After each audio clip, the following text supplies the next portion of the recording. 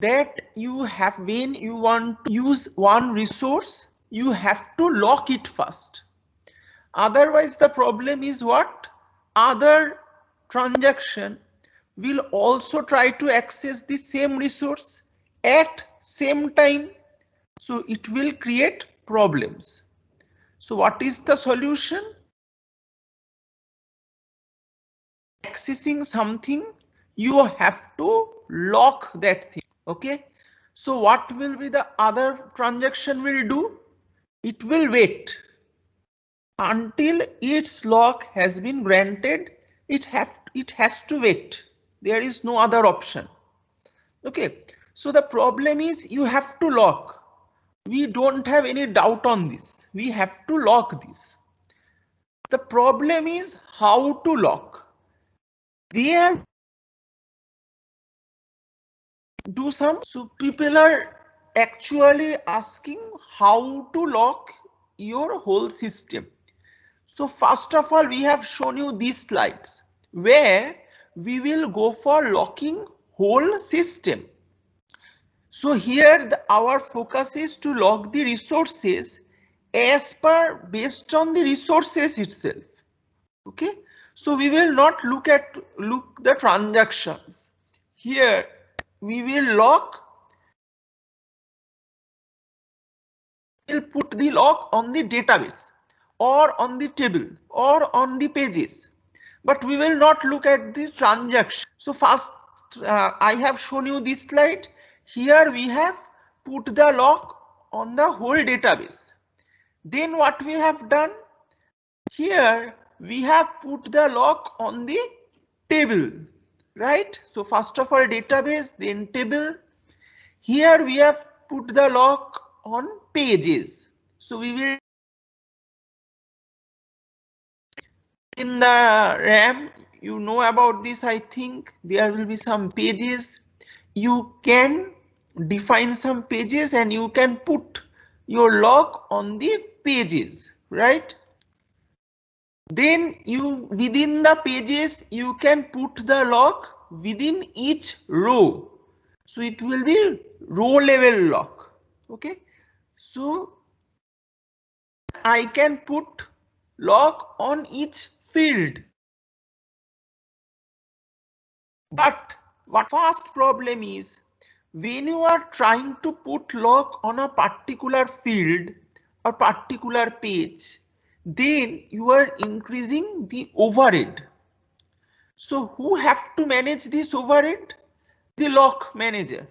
So yesterday I have told you, one who is maintaining your timetable, say Pawanji in your college, and here the lock manager. They have, because I need a lock on a particular field. So it's a tremendous job for the lock manager. So here what we will do, we will go for, we will first of all we will look at the transactions. Okay, based on the transaction we will put the lock on the resources. So our next step should be, we will not go lock. Okay, so we should go for which type of lock will fully depend on the transactions. Okay, so let's go. So first of all, what are the disadvantage of the last locks? So all the mentioned locks are dependent on database resource, but not only on transaction. So we are not looking at the transactions. It will increase the overhead and cause deadlock. Two-phase locking is another type of solution where the resources will be locked based on the need of transactions. Okay, so up to this we have studied yesterday. Right now we will study from here. So first thing is shared or exclusive locks. So there can be two types of locks. One is shared is exclusive. So first of all, exclusive lock means, in short, if you want to make read and write operation both, you should go for exclusive lock. Okay. Shared lock means if somebody want to read the data, then you can go for share lock. Okay. So many things are written here, I will tell, but in short term, just try to remember this. When you want to go for read and write operation both, you have to go for exclusive lock. When you will do some reading only, okay, so only reading, you have to go for shared lock. So what is the meaning of this?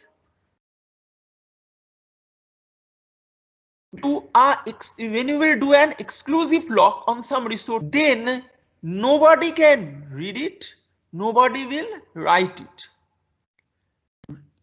You will not allow to read itself, okay? You will not allow the reading. So if you take exclusive lock, so say I have taken the exclusive lock. On Monday, nobody can look at this. Okay. Think about your routine. I have taken, so I have made an exclusive lock on Monday. So right now, nobody can read your routine. Nobody can write your routine. Okay. But for share lock, so if we take share lock, so both the faculties can read but can't modify. They can check, yeah, this is thing. So we can take a shared look on the whole. Okay. So just remember these two words. Exclusive means when you will want to do read and write both, you have to go for exclusive lock. Now from the other transaction, reading, writing both are prohibited. For share lock, you from the other transaction, other can read the data but can't write. So let's go. Access. So for exclusive lock, access is specifically reserved for the transaction that locked the database. Okay. So access is specifically reserved. From the other transaction, nobody can read it.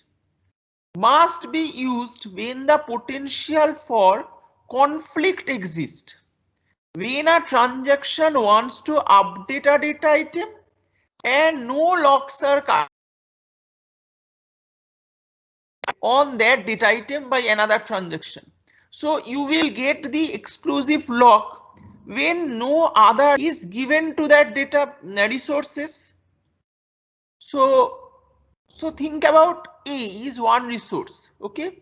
If it is locked, already locked, you will not get the exclusive lock. If it is open, then only you will get the exclusive lock. Okay. So granted,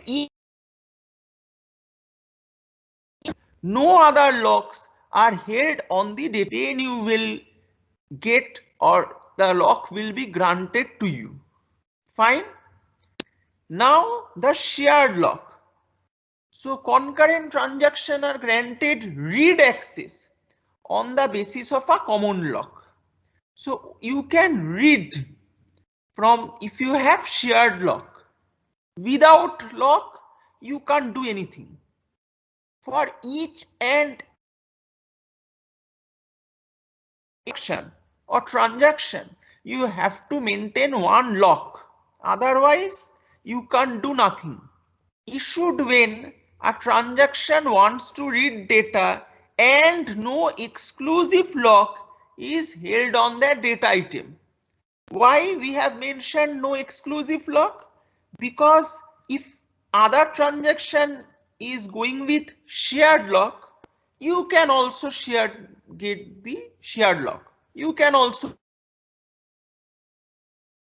so both shared lock, but shared lock and exclusive lock, or exclusive lock, this combination will not work. Only shared lock, this combination will work. Okay, multiple transaction can each have a shared lock on the same data item if they are all just reading it. So for reading you will get shared lock. The last point is that is mutual exclusive rule. Only one transaction at a time can own an exclusive lock in the same object. So think about, I am transaction 1. Let's go here. I am transaction 1. So here S means shared lock, X means exclusive lock. Okay. So is shared lock, X means exclusive lock. Okay. Now on the same database, say on B, already I got an exclusive lock. Again, if I want an exclusive lock, it will not be granted on the same data item, that is on B. So I am repeating myself what I want to tell. So here I got exclusive lock on B. Fine. Again, I can't request for exclusive lock on B. I can't get because I already get exclusive lock on B. Okay. I can get exclusive lock on C, I can get exclusive lock on D, I can request and I can get, but I can't get exclusive lock on B. First of all, I have to unlock, then, okay. So at the one time, here what is written? Only one transaction at a time can own an exclusive lock in the same object. So other transaction can't access, the same transaction can't request. Only one transaction at a one time can own exclusive lock on one object. So this is mutual exclusive. So it's fine. So you have to just remember, when you, in short, when you want to go for read write both, make exclusive lock. When you want to read only, make share lock. Now you can ask, for reading, can I go for exclusive lock? So the question is, for reading, can I go for exclusive lock? So do you want, from your side, do you want to tell anything? So the question is, for reading itself, I will not write, I know. Can we go for exclusive lock?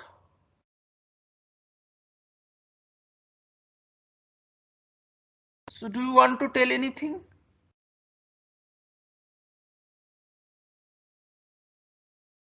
So my question is, I am repeating again.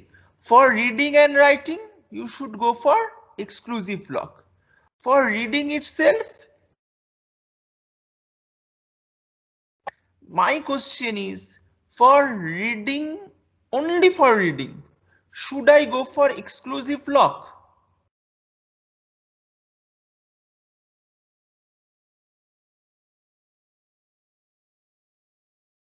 So are you there?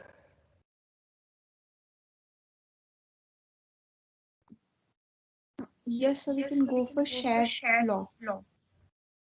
No, we can go for shared lock, that I know. My question is for exclusive lock, for reading only. The point is, okay, I am giving you the answer. The point is, no, we should not go. We can, but we should not go. Why? Because if we go for exclusive lock, then other transaction can't access the data. So what will happen? So other transaction want to, okay, but for exclusive lock we know from the other transaction you can't access. Okay, so I want to give a, I want to show you one thing. It is very important thing. Say for reading itself, I have taken shared lock on A. Okay, so I have taken shared lock on A.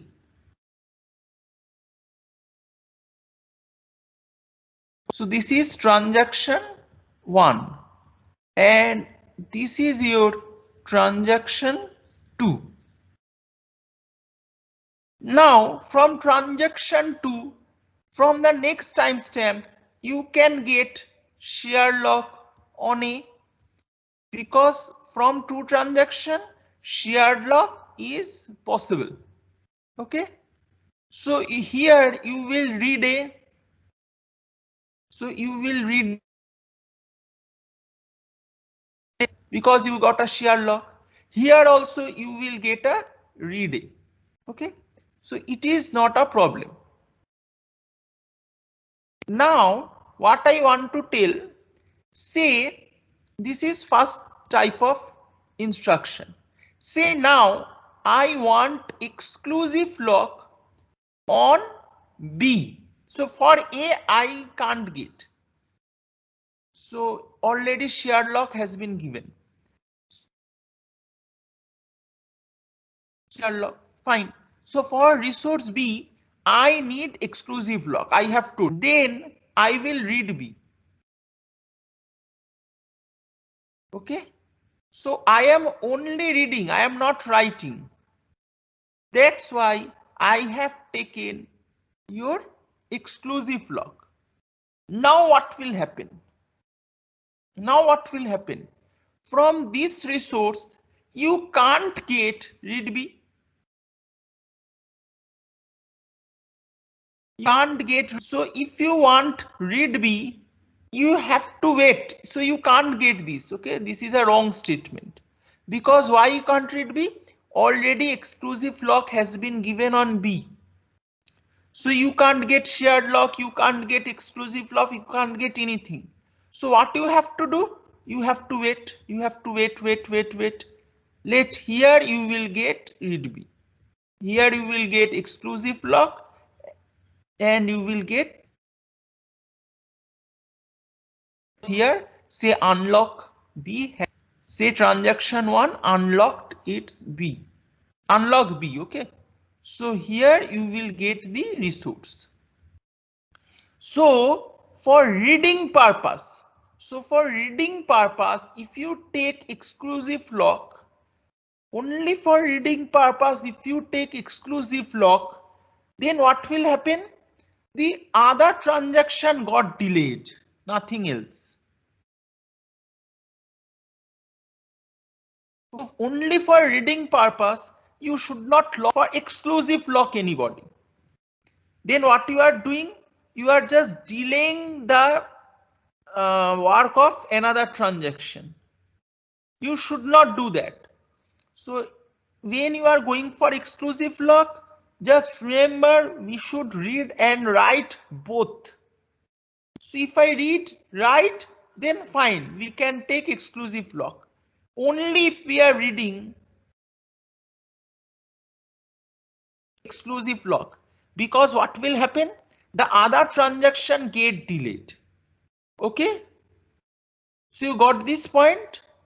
So for reading, don't take exclusive lock. Only for reading and writing purpose, you should get exclusive lock. Fine. Now, what is the proper and fast properties? It will increase the overhead.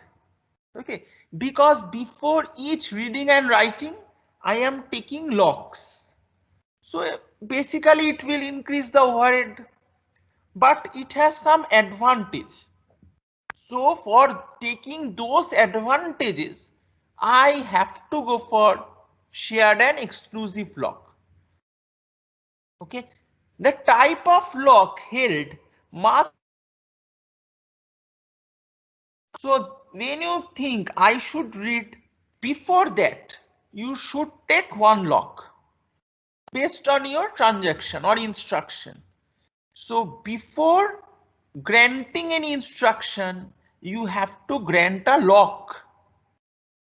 Three types of lock are present. First one is read lock, or we will say R and the resource name RA you can write. So read lock or RA. RA means read. For write lock, you have to take exclusive lock. So you can take write lock or XA. So X means exclusive. Okay.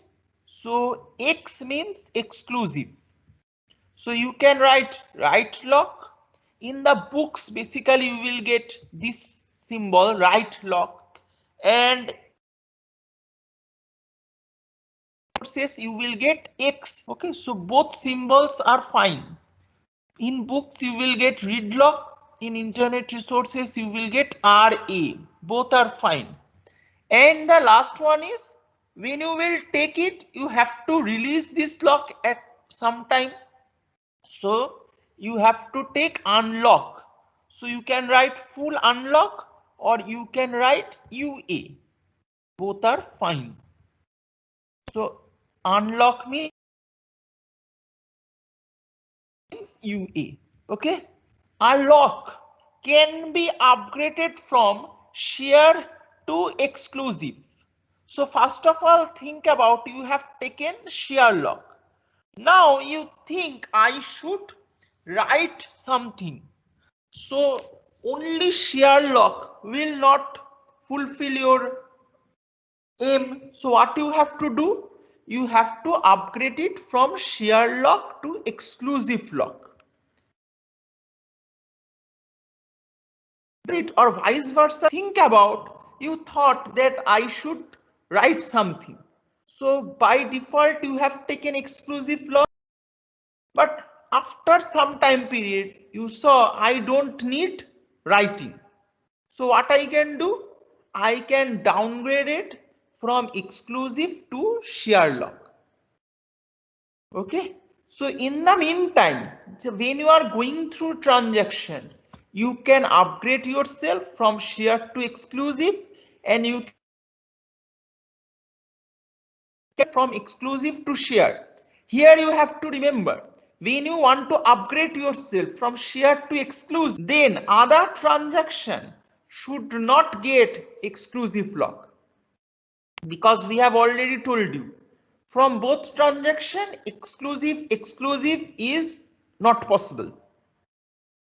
Okay, fine up to this. Now we will go for one simple example. So let's go for it. Two-phase locking example. Right now the question will come, why two-phase locking? What are the phases? Okay, so here we have just discussed about types of lock: shared lock, exclusive lock. For this one it is not 2PL. Okay, so we haven't discussed what are the phases. Okay, right now I will discuss why it is known as two-phase lock. What are the two phases? Okay, so here phase means when you will locking, you have to lock. Up to one time you just have to lock. Then when you don't need other locks, now you have to release the locks. So I am telling you again. So the thing is that in one phase you will just do locking, and in one phase you will just do unlocking. So when you are locking phase, when you are in locking phase, you can't unlock something. When you are in unlocking phase, you can't lock something. Okay, so these are two phases. I will tell you this. One two slides, just it will give you a full idea. So think about from timestamp 1 to 4 what it has done: locking, locking, locking, locking. From timestamp 5 to 8 what it is doing: unlocking, unlocking, unlocking. So in this time it is done only locking, locking, locking. And from here it is gone for unlocking, unlocking, unlocking, or release, you can say. Okay, so in one part you have to go for locking, locking. In another time period you have to go for unlocking. So in unlocking phase you can't lock, in locking phase you can't unlock. Okay, so this is known as, that's why it is known as two phase. Two phase.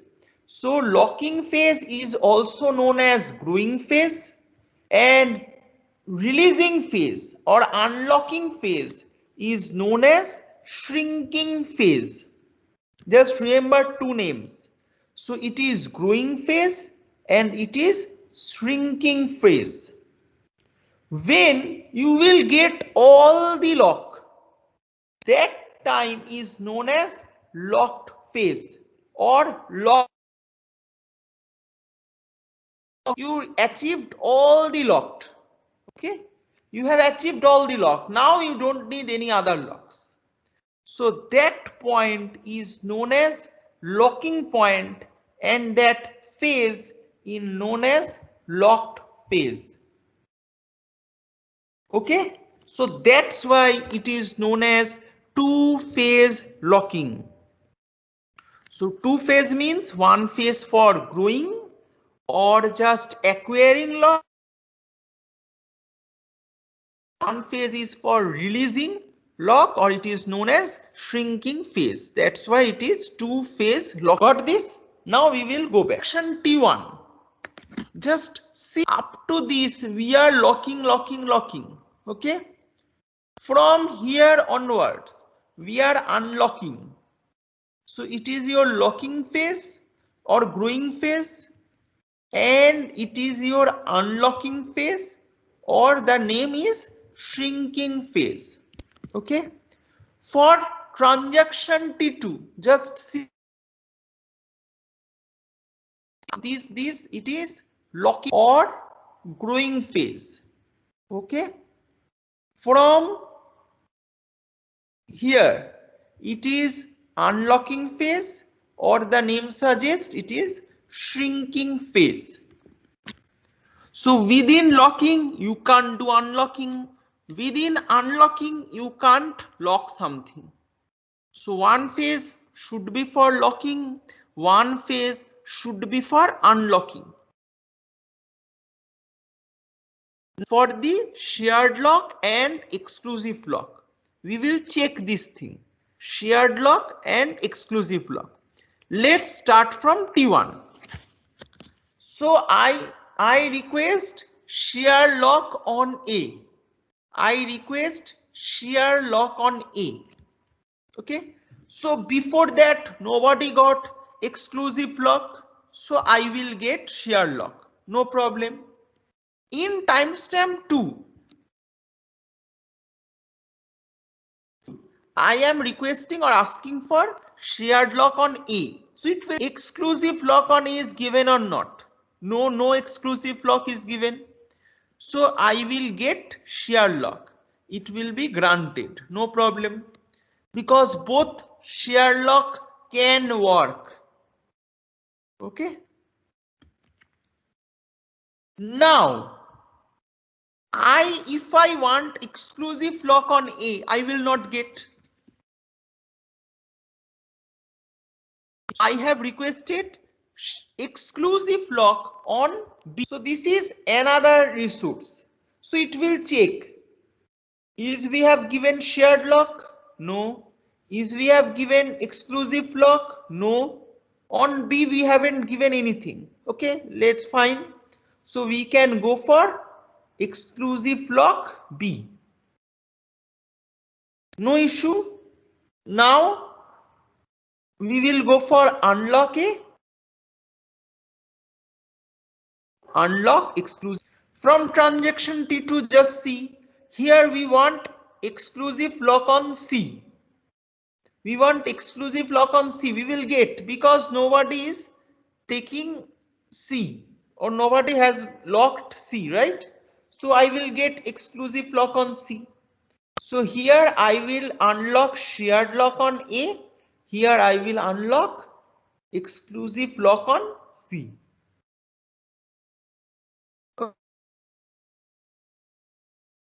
Question will come, why it is known as two-phase locking. So you have to tell one period for our growing phase and one phase is for our shrinking phase. It is known as two-phase locking. Now the most important line is written here, the advantage. This is the most important line. The advantage, always we will achieve serialization. It is guaranteed. Why? Why always it is guaranteed? Because when you are reading or writing something, before that you are taking one lock. So the problem is, or not the problem, the good thing is, nobody can do concurrent execution. So the transaction will, but the thing is that on the same resource, you will not do concurrent transaction. On same resource, you will not do concurrent transaction. So what you can achieve?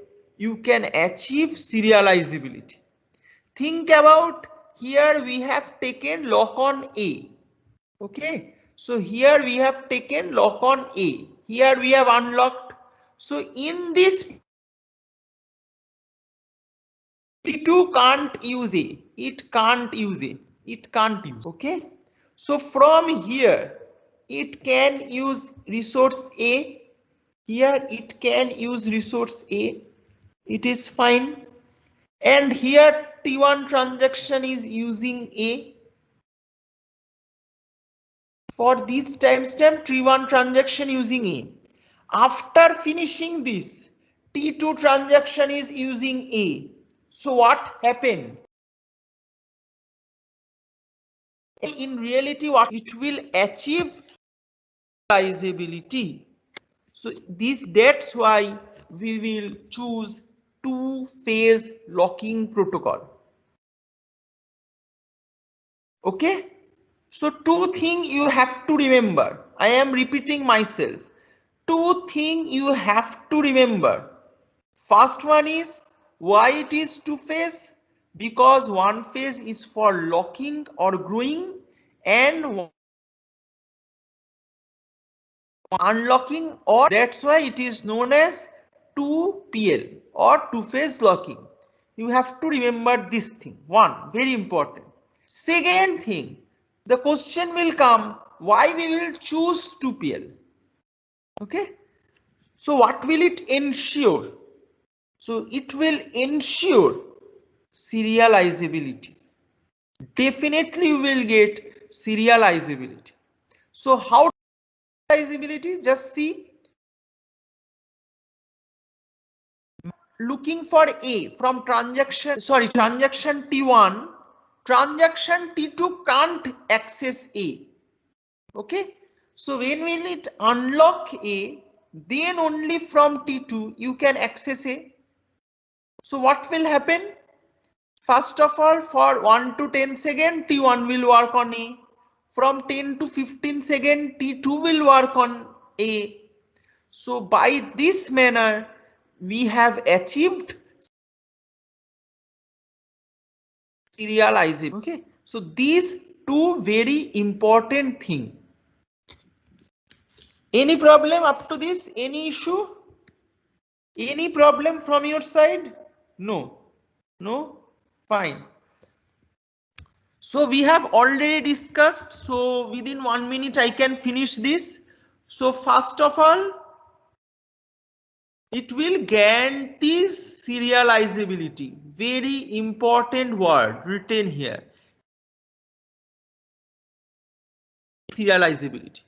But the problem is that it will not prevent deadlocks. So it will not prevent deadlocks. So after 1 or 2 slides, I will show you. So two type of problem can come. First one is this and second one is this. How deadlock can arise here? I will tell you. Just wait.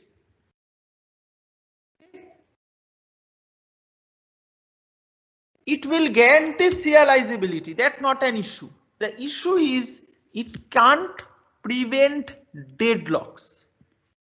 So first of all, there will be two phases. One is growing phase where we will acquire all the locks, and shrinking phase where we will release all the locks. Okay, and can't obtain any new lock. It is also important. Here we have to only release.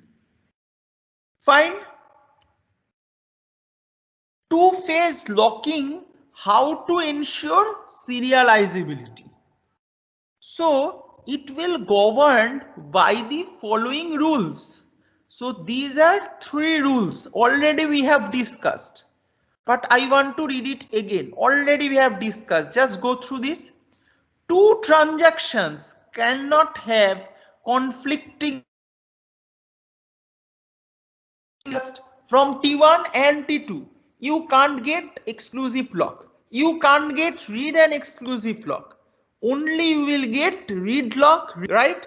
So these are not conflicting, read lock, but all the other conflicting lock you can't get from two simultaneous transactions. So this is your first rule. The second rule is that no unlock can precede a lock operation in the same transaction. So when you will lock, you have to do locks. When you will do unlocks, you have to do unlocks. The third point is that no data are affected until all locks are obtained. Okay, that is until the transaction in its locked point. So what does this means? So here we are just clock we are taking. From here itself we will start our operations. So mathematical operation will be done after taking all the locks. Now we will go for mathematical calculations. Within taking lock we will not do anything. Okay, so when we are acquiring locks we will do nothing. We will just taking some locks. We will achieve all. Now we will go for some arithmetic operation, any mathematical operation like this. We will write here basically. Okay, then when our writing is completed we will just release all the locks. Okay, so it is written here, no data are affected until all locks are obtained. Then we will do just release all the locks. Okay, up to this. So 4-5 minutes left. Within this, I want to show you each and everything is not good in 2PL. Okay. So each and everything is not good in 2PL. So what are the problems in 2PL? I think we can't go for the solution. We will discuss it tomorrow. How to solve the problems. First of all, just starting before starting this, I want to tell one thing to you. That is, there are different types of locking protocol. Okay, there are different types of locking protocol. I have shown you two most important locking protocol. One is on resource locking. We have shown you database locking, table locking, page locking, field locking. Okay, so these are, and here we have shown you two-phase locking, and I will give you hints of timestamp based locking. Okay, we will not go to the details, but if you just go through the books or internet resources, you will find out there are so many types of locking. Okay, but these three are important, and the most important is two-phase locking. That's why for two-phase locking we have gone to detail. The most popular, most important. So if question come, how many types of locking are there in your future study or anywhere, don't write there is only one type of lock, it is 2PL. No, there are different types of lock, but the most important one is 2PL. That's why we have studied only 2PL in detail.